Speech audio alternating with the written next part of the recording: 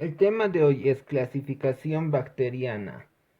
Clasificar a las bacterias implica ordenarlas científicamente en familias, de acuerdo a las semejanzas que éstas pudieran poseer. Para esto nos echa una mano lo que es la taxonomía.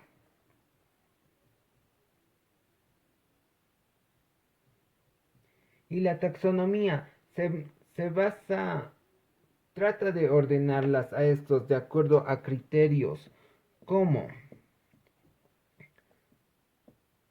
observarlas al microscopio mediante reacciones bioquímicas, fisiológicas, genéticas y morfológicas. Pero aparte de ordenarlas y describirlas al taxón, también se necesita a la nomenclatura.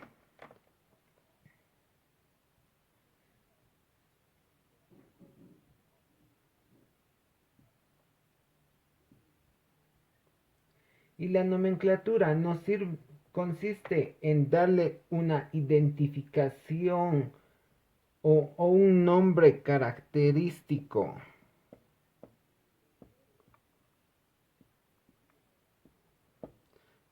Un nombre característico a la bacteria. Para eso, para su clasificación, nos vamos a basar en, en dos métodos.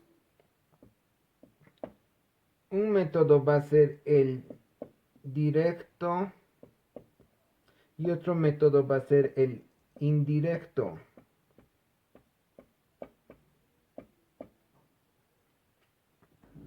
Como íbamos diciendo, el método directo o observación directa al microscopio va a, va a consistir en diferenciarla según la forma celular de la bacteria, según la formación o no de esporas, según la presencia o ausencia de flagelos, según características pintorreales, según la producción de pigmentos, la producción de enzimas y la producción de hemolicinas en cultivo.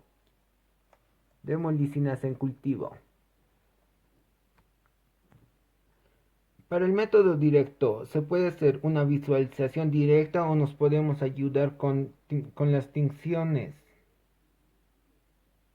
Entre las tinciones más importantes tenemos a la tinción Giemsa. Esta tinción es para células animales, vegetales, otras humanas, para bacterias, de las cuales va a consistir en el que el citoplasma lo va a teñir de un color azul o celeste cielo.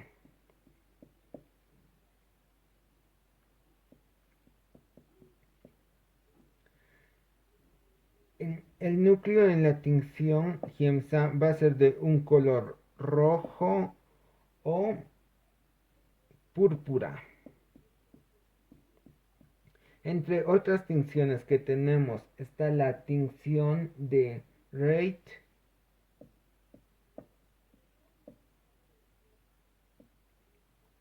que esta sirve para mostrar que, que sirve para mostrar la presencia directa de aminoácidos. Y otra tinción importante para las bacterias es la tinción de Gram, que nos va a ayudar a clasificarlas en bacterias gram positivas y en bacterias gram negativas. Ahora vamos a hablar de lo que son los métodos indirectos. Estas son pruebas que se realizan en laboratorios. Y entre esos tenemos reacciones inmunitarias, pruebas bioquímicas, medición de la sensibilidad de antígenos, estudios genéticos como la prueba PCR, que es reacción de cadena polimerasa, también la PCR en tiempo real, también por la presencia o ausencia de plásmidos, por la detección de antígenos, demostración de anticuerpos. Entre los antígenos más importantes que tenemos es el antígeno somático o el, el antígeno flagelar H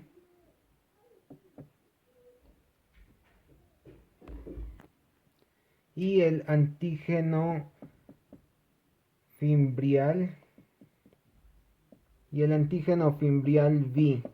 Van a recordarse bien estos antígenos porque son los que el doctor casi siempre los menciona en sus clases. De aquí vamos a hablar de la clasificación más conocida, que es la clasificación filogenética, que divide en dominio, reino, clase, orden, familia, género y especie. De aquí solo vamos a hablar de estos dos. El dominio se divide en tres dominios. Un dominio es el dominio bacteria, otro es el dominio arquea o archea, y el tercer dominio es el dominio eucariota. Después de reino. Los reinos se dividen en 5 tipos de reinos. Uno es el reino protista, el reino monera, el reino fungi, el reino animalia y el reino plantas, de los cuales el más importante para nosotros es el reino protista, que se va a dividir en que aquí se van a encontrar los organismos procariotas, que están las bacterias y las archeas o arqueas, como quieran llamarles. A las bacterias hay que recordar que son organismos procariotas y las vamos a dividir en dos, en las eubacterias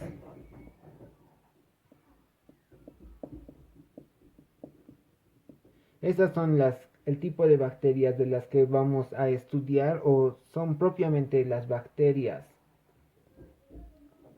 de las cuales para el estudio las vamos a estudiar de acuerdo a gram positivas y a gram negativas. El otro tipo de bacterias son las arqueobacterias.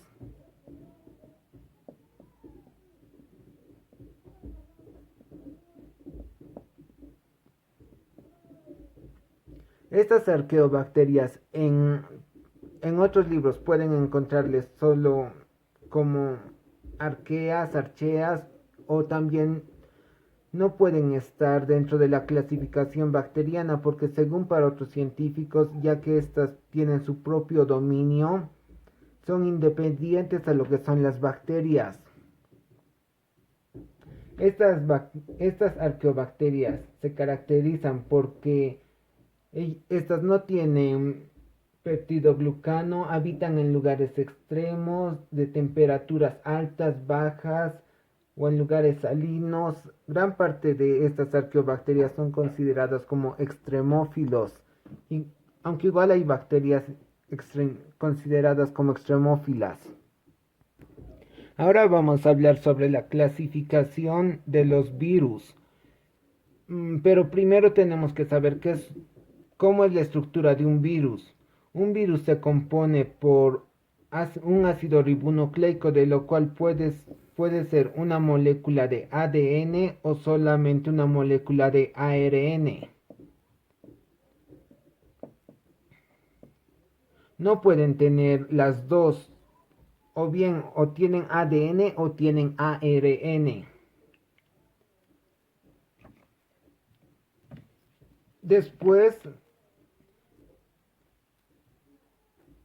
Después van a estar rodeados por una capa de proteínas llamada cápside.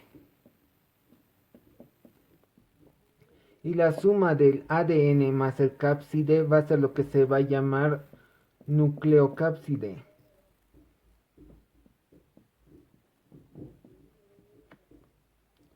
Pero otras bacterias, otros virus también pueden tener lo que es una envoltura de lípidos, pueden tener espéculas, proteínas y distintos tipos. Pero recuerden, un virus es ácido ribonucleico más cápside. Y la formación de cápside más ácido ribonucleico forman lo que es la nucleocápside. Para su estudio lo vamos a dividir en dos tipos a los virus de ADN y los virus de ARN.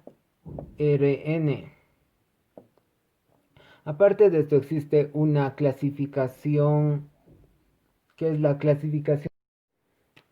La escala de Baltimore. La escala de Baltimore es una escala que se basa en clasificar a los virus de acuerdo a su contenido de ácido ribonucleico y a la forma de replicarse, de las cuales se van a dividir en 7 familias. La primera familia es ADN bicatenario, la segunda familia es ADN monocatenario, la tercera familia es ARN bicatenario, la cuarta familia es ARN de cadena simple en sentido positivo. La quinta familia es ARN de cadena simple en sentido negativo. La sexta familia son virus de sentido positivo de una sola hebra de ARN que se replican a través de un intermediario de ADN. La séptima familia son virus de ADN de cadena doble que se replican a través de un ARN monocatenario intermedio. Ahora vamos a hablar de unos microorganismos que se escapan de la clasificación de bacterias y de virus, ya que saben de que en medicina las cosas no son exactas como en las matemáticas. Lo mismo pasa con esos microorganismos y son entre esos microorganismos de difícil clasificación encontramos a lo que son a los viroides, que son partículas partículas de ARN de una sola hebra, que estos tienen una forma circular, que están unidos covalentemente mediante enlaces. A diferencia de los virus, estos no tienen cápside. Después encontramos a los priones, que los viriones solo causan enfermedad en plantas.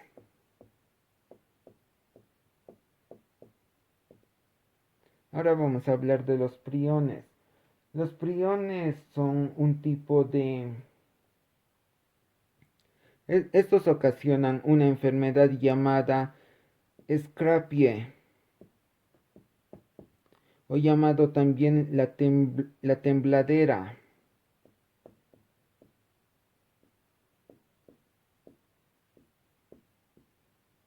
Esta solo afecta a ovejas y a cabras. Con esto es todo el tema de clasificación. Gracias por la atención.